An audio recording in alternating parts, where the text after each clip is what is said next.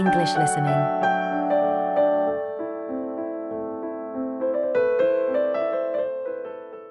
Topic 1. Festivals. Valentine's Day. On the 14th of February, St. Valentine's Day, a lot of people send a card to the one they love or someone whom they have fallen in love with. People usually do not sign these cards, and a lot of time is spent trying to guess who has sent them. Easter eggs. At Easter time, the British celebrate the idea of new birth by giving each other chocolate Easter eggs, which are eaten on Easter Sunday. On Good Friday, bakers sell hot cross buns, which are toasted and eaten with butter. Easter Monday is a holiday, and many people travel to the seaside for the day, or go and watch one of the sporting events, such as football or horse racing. New Year's Eve. New Year's Eve is on the night of the 31st of December. Most people stay up until at least after midnight in order to see in the new year. It's also the night of the year when most pubs and restaurants forget about their usual closing times and stay open until after midnight. In London, thousands of people go to Trafalgar Square to hear Big Ben chime midnight, and traditionally take a shower in the fountains in Trafalgar Square. The Christmas tree is an annual gift from Norway. Pancake Day. Ash Wednesday is the day in February when the Christian period of Lent begins. This refers to the time when Christ went into the desert and fasted for 40 days. Although not many people give up eating during this period, on Pancake Tuesday, the day before Ash Wednesday, they eat lots of pancakes. These are made from flour, milk, and eggs, and fried in a hot pan. Some towns also hold pancake races on that day.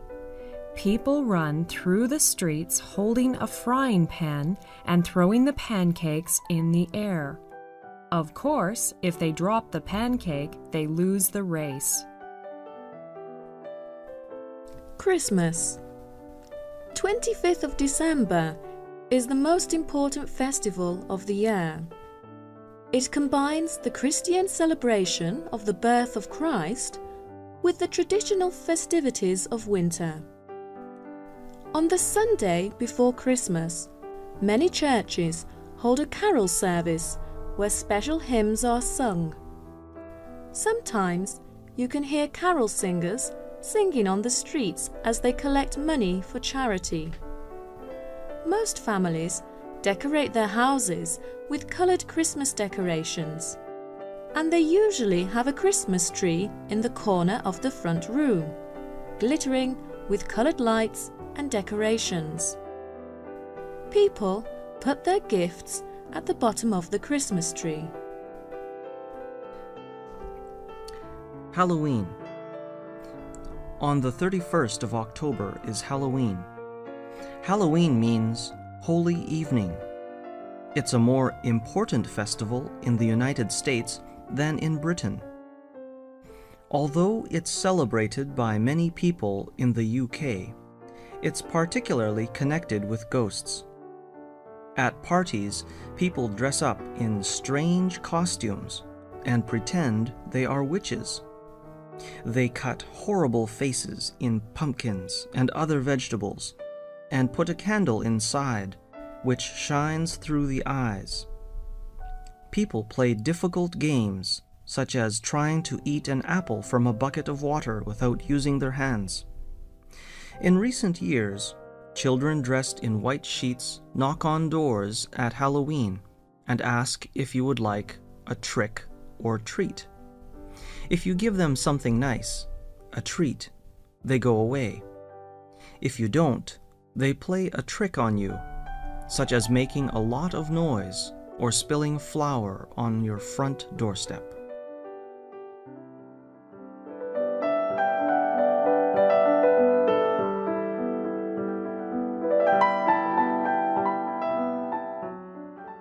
Topic 2. Christmas activities. The Christmas season begins very early in Britain. By the end of October, you may see Christmas decorations in the streets and Christmas cards and gifts in the shops. Traditionally, people start to decorate their houses a week or two before the 25th of December, which is Christmas Day. There are a lot of traditions connected with Christmas. The most important one is the giving of presents. Family members wrap up their gifts and leave them at the bottom of the Christmas tree to be found on Christmas morning. Children leave a long sock or stocking at the end of their bed on Christmas Eve, the 24th of December, hoping that Father Christmas will come down the chimney during the night and bring them small presents, fruit, and nuts. They are not usually disappointed. Sometimes on Christmas Day, the family will sit down to a big turkey dinner and Christmas pudding. Later, in the afternoon, they may watch the Queen on television as she delivers her traditional Christmas message to the United Kingdom and the Commonwealth. If they have room for even more food, they may enjoy a piece of Christmas cake or eat a hot mince pie. The 26th of December is also a public holiday, Boxing Day, and this is the time to visit friends and relatives or watch football.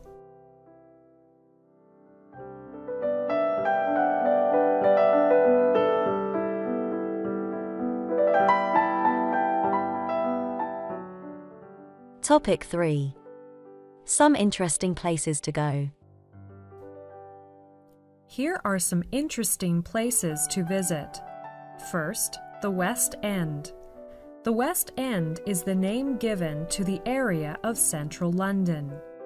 It includes Trafalgar Square, the main shopping areas of Oxford Street and Regent Street. Most of London's big department stores are in these streets, and the entertainment centres are in Soho, Piccadilly Circus, and Leicester Square. Trafalgar Square was built early in the last century to commemorate the Battle of Trafalgar. Admiral Lord Nelson's statue stands on top of a column in the middle of Trafalgar Square. At Christmas time, carol singers gather round a huge Christmas tree which is sent to Britain from Norway every year. Behind Nelson's column is the National Gallery. Piccadilly Circus is the center of nightlife in the West End. It is usually at the top of everyone's list of things to see in London because it is so well known. It is actually quite small, and most people are rather disappointed when they see it for the first time because they had imagined it would be much bigger. To the north of Piccadilly Circus is Soho, which has been the foreign quarter of London since the 17th century. Now it has restaurants offering food from a variety of different countries, especially Chinese and Italian ones. London is famous for its live theaters, and there are over 30 theaters within a square mile. If you want to know what is on in London, the best place to look is in a newspaper.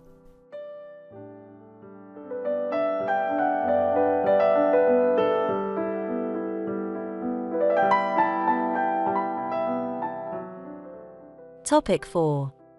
Trip to Belfast. Good morning, everyone. Welcome to Belfast. Now I will give you some information about Belfast.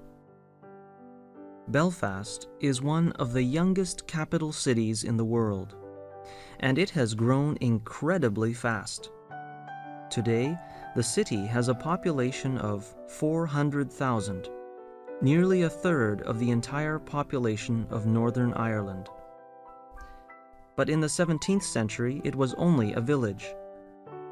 Then, during the 19th century, the development of industries like linen, rope making, engineering, tobacco, and the sea trade doubled the town's size every 10 years. The city is well known for shipbuilding. It was here that the Titanic was built and sent out on her fatal maiden voyage. Here is your brief tour around Belfast. This morning, you will visit an art gallery, Belfast Cathedral, and City Hall. This afternoon, you will visit the zoo, and this evening, you will go to a concert at Ulster Hall. Tomorrow morning, you will visit Ulster Museum and see 9,000 years of human history in Ireland, and the gold treasure of the 16th century Spanish warship which was recovered off the coast of Antrim in 1968. In the afternoon, you will go to the Botanic Gardens, and you will walk among rare plants. Some of the tropical plants are 100 years old. And then you will visit the Palm House. It was built in 1850. You will have a free evening, so you can go to some local pubs. It's possible for you to find a really friendly atmosphere and enjoy some Irish folk music there. Next morning, at 10, you will leave the hotel and fly back to London. I hope you will enjoy the 2-day tour. Thanks.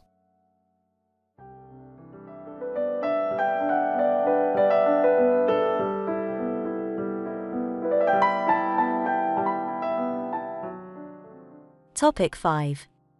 TV and radio. Watching television is one of the great British pastimes. Broadcasting in the United Kingdom is controlled by the British Broadcasting Corporation, known as the BBC, and the Independent Broadcasting Authority, known as IBA. The BBC receives its income from the government. The IBA earns money from private companies advertising. National radio is controlled by the BBC, and listeners can choose between 4 stations. Radio 1 is a pop music station with news and magazine-style programs. Radio 2 plays light music and reports on sport. Radio 3 plays classical music, and Radio 4 has news programs, drama, and general interest programs. There are many local stations, some private and some run by the BBC. Their programs consist mainly of music and local news. The BBC has 2 TV channels. BBC Two has more serious programs and news features. The IBA is responsible for looking after the regional independent TV companies who broadcast their own programs and those they have bought from other regions. There is a break in programs for advertisements about every 15 to 20 minutes. The most recent independent channel is Channel 4, and it has more specialized programs than the main channels. In general, people think the programs offered on British television are of a very high standard. Some people, however, are becoming worried about the amount of violence on TV and the effect this may have on young people.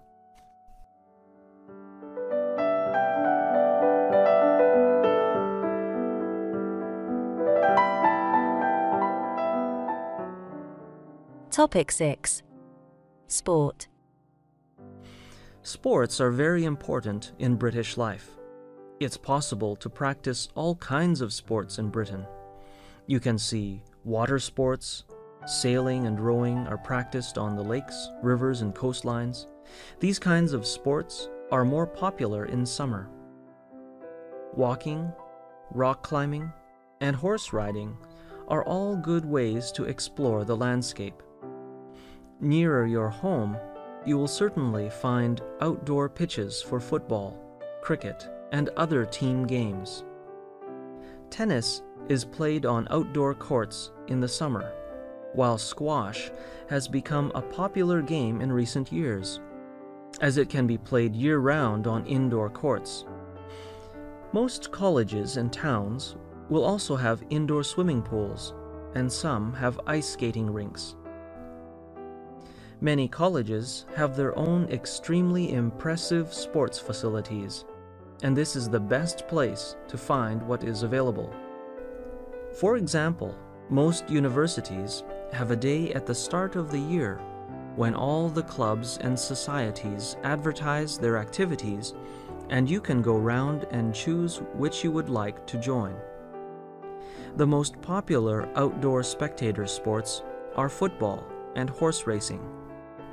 Most large towns have their own football team and ground, while race courses are found in the country and outside most major cities.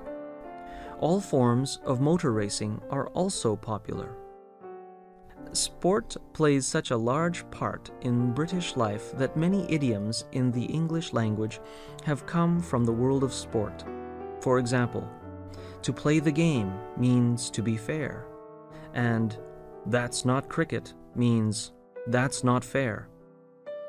The most popular sport in Britain as a whole is football. A lot of people support their local clubs at matches on Saturday afternoons, or watch the matches live on television.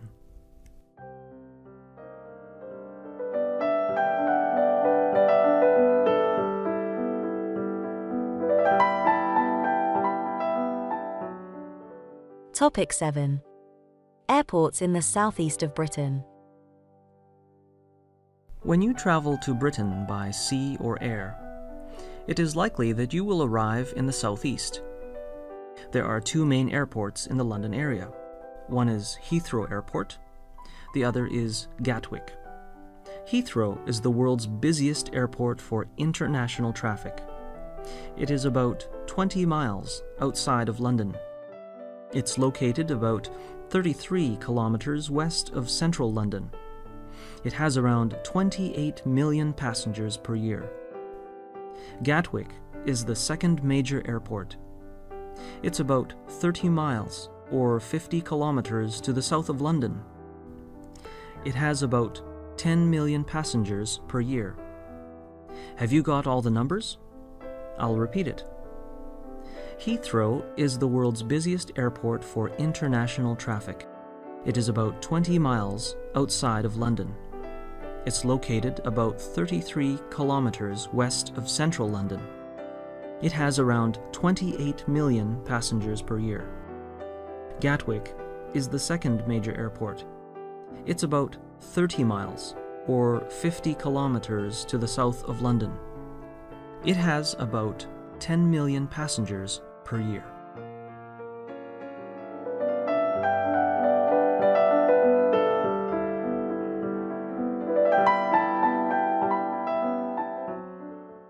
Topic 8. Household expenditure.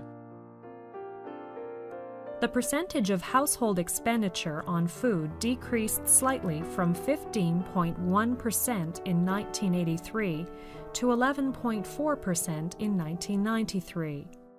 Alcoholic drink was 7.1% in 1983, but fell to 6% in 1993. And tobacco was 3.3% in 1983, but only 2.7% in 1993.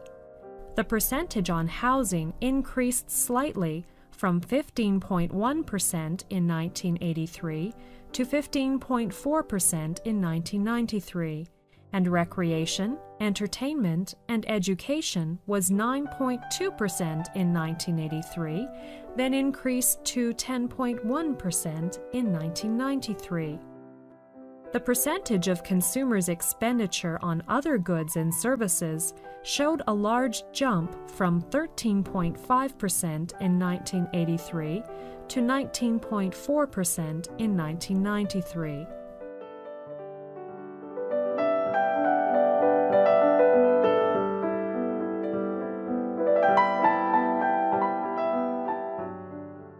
Topic 9. Living in London. London has been called the most expensive city in the world, though like all other cities, if you know your way around, you can always find lower prices that people normally pay. Transport is expensive compared with other places. The minimum bus fare is 40 pence. This is only for about a kilometer's ride. If you want to go further, you have to pay more. The fares on the Underground are the same. The minimum fare is 50 pence, and if you want to go more than 2 or 3 stations, it costs more. The minimum taxi fare is £2. If you want to go out of London, you can take a coach. It is the easiest and most economical way to travel around London by coach. A coach fare is about £1.20. In London, accommodation is another very expensive thing. You would pay about £40 a week for one room. If you want to rent a one-bedroom flat, it will cost more. You would generally pay about £200 per week for it. A telephone call to another London number costs 50 pence, and posting a letter costs 40 pence. A loaf of bread is 40 pence, a bottle of beer is £1.50. Very few international students will have their own washing machines, so it is likely that you will have to do your washing at a laundrette, which is a place where washing machines are provided for the general public. Here are some prices for the use of a washing machine. It's £2.50 for using a large washing machine and £1.80 for using a small one. You have to pay £1.50 for using a tumble dryer, about £2.40 for a medium-sized packet of washing powder. Now let's turn to clothes. It's difficult to find an average price for clothes because there is a big difference in the price range, depending on the kind of shop you buy your clothes in and what quality you buy. I've just walked around some local shops, however, and these are the prices I saw. A shirt, £12, a jacket, £45, a pair of jeans costs £25, a pair of running shoes costs £35, and a warm coat £50. A light raincoat is £39. A skirt is £23, and a day dress is £49. What do you think? Is London cheaper or more expensive than your city?